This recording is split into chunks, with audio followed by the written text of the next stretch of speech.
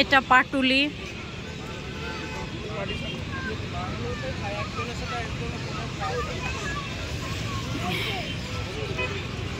দিদি আর দাদা আমাদের একটু আগে ঘুরিয়ে নিয়ে এলো, ভাসমান বাজার দেখালো, তারপর নিয়ে আসলো যে পাটুলি এখানটায়।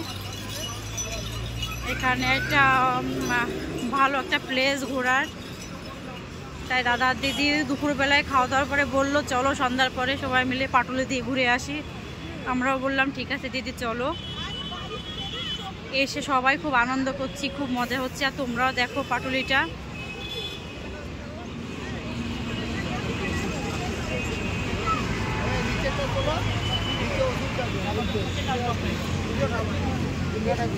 হ্যাঁ, দুর্গা ঠাকুরের পায়ের নিচে অসুর।